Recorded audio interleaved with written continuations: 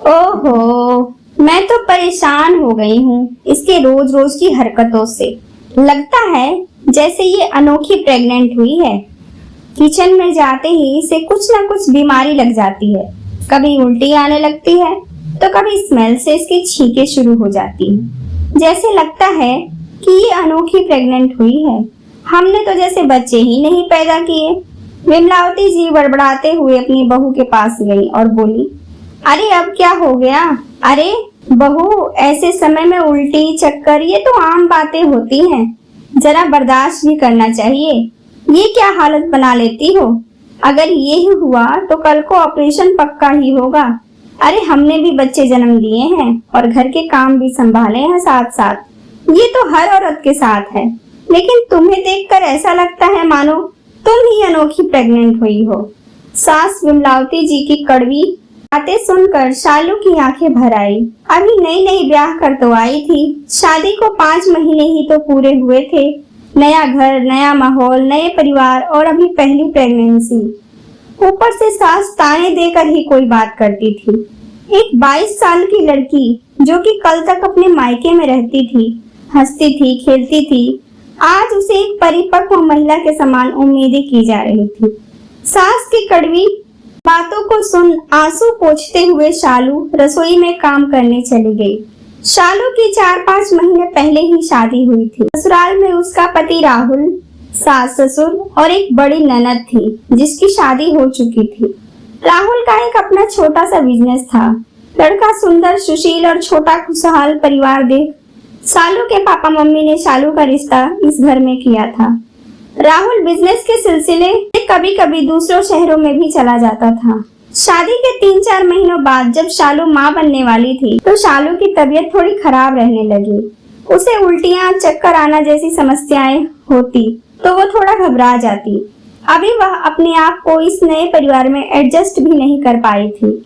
शालू ने अपने पति राहुल से अपनी दिक्कतें बताई तो वह बोला, अरे कोई तुम अकेली थोड़ी ही न रहती हो घर में बड़ों के रहते इतनी भी क्या तकलीफ। तुम्हें तुम्हारी देखभाल के लिए मेरी माँ है, तुम उन्हें अपनी बातें बता दिया करो, वो तुम्हारा ख्याल जरूर रखेंगी। तुम उनकी बहू हो, वो तुम्हें दुख में अकेला थोड़े ही छोड़ेंगी। शालू पति से कुछ नहीं बोली और वहां से चली गई। लेकिन राहुल जैसे कहता वैसा कुछ भी नहीं होता, सब विपरीत था यहाँ। शालू जब किचन में काम कर रही होती तो मसालों की छौंक से उसे स्मेल आती, उल्टियाँ होती, पर विमलावती बहू की हेल्प करने की जगह उसे 4 ताने सुना देती। उसे जरा भी आराम नहीं देती और ना ही कामों में अपनी तरफ से हाथ बटाती। विमलावती जी बहू की परेशानी जरा भी नहीं समझती, बस ये कहती, अब ये सब तो नए जमाने की चोंचले हैं, नहीं तो बच्चे तो हमने भी पैदा किए हैं, पर इतने ड्रामे नहीं किए। वो बहू को हॉस्पिटल भी दिखाने कभी जाती तो कभी नहीं जाती। डॉक्टर कुछ खाने पीने को भी लिख कर देती तो विमलावती जी वो टॉनिक दवाइयाँ नहीं मंगवाती और कहती कि डॉक्टरों का तो यही काम है, ये करो वो करो। शालू अपने पति से जब ये बातें कहती तो वो भी उस पर विश्वास नहीं करता। वो ये कहता कि माँ कुछ गलत थोड़े ही कह रही होगी, वो अपना अनुभव बता रही है। शालू के मम्मी पापा ने भी 1-2 बार दबी आवाज में शालू को मायके भेजने को कहा, पर विमलावती जी ये ही कहती कि अब ये हमारे घर की बहू है, यही इसका घर है, नहीं तो रखिए अपने पास हमेशा ही, यहाँ मत भेजिएगा फिर दोबारा। शालू बहुत कमजोर होती जा रही थी। अब तो धीरे धीरे पेट का उभार भी नजर आने लगा। साड़ी पहने पहने दिन भर काम अब उससे नहीं हो पाता था, पर विमलावती जी को ना ही बहू की कोई तकलीफ दिखाई देती और ना ही सुनाई। एक दिन उनकी बेटी दामाद घर आए। विमलावती जी ने खाने पीने की चीजें बनाने का ऑर्डर सुना दिया और अपने कमरे में जाकर टीवी देखने लगी। थोड़ी ही देर बाद उनकी बेटी कृतिका आई और अपने माँ के पास बैठकर बातें करने लगी। चाय नाश्ते की ट्रे रखकर और खाना तैयार करके शालू थोड़ा अपने कमरे में कमर सीधी करने अभी लेटी ही थी कि अंदर ननद आई और बोली, भाभी खाना बन गया है तो खाने को नहीं कहा आपने, यहाँ आकर सो रही हो? नहीं दीदी, थोड़ी ही देर में आती हूँ।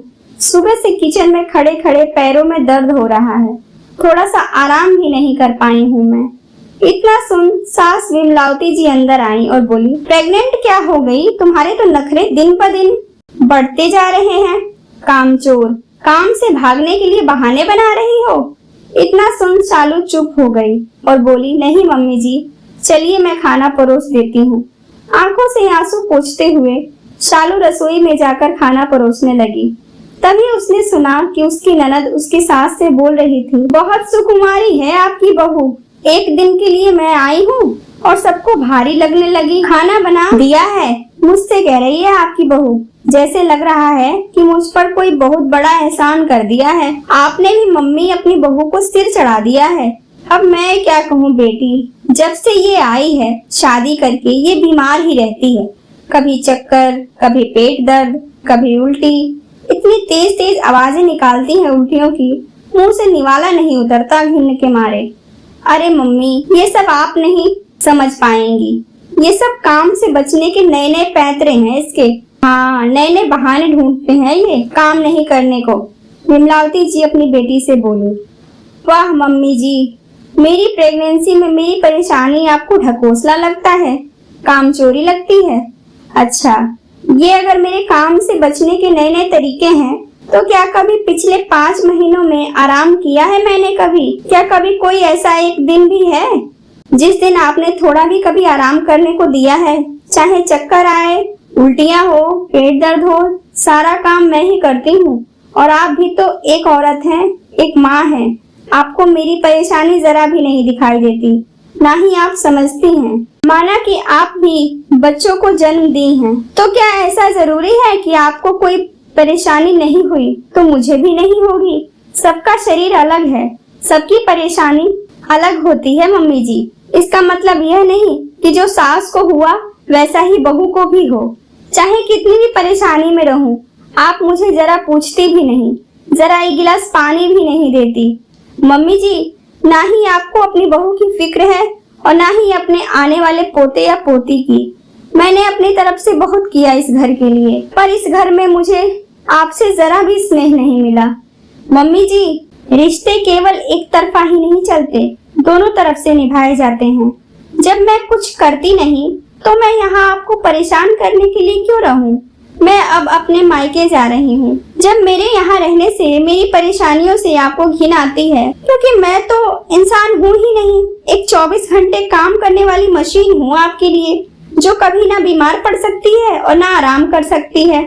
आपके जैसी सास ही दुख में बहू का साथ नहीं देती हैं, पर अपने दुख में बहुओं से पूरी उम्मीद रखती हैं। पर मम्मी जी, ये रिश्ते भी बहुत नाजुक डोर से होते हैं। डोर अगर टूट जाए तो जुड़ तो जाएगी, पर गांठ तो पड़ी ही रहेगी। और मैं भी इतने दिनों से सब कुछ बर्दाश्त कर रही थी कि आप मेरी सास हैं, आप मुझे जरूर समझेंगी।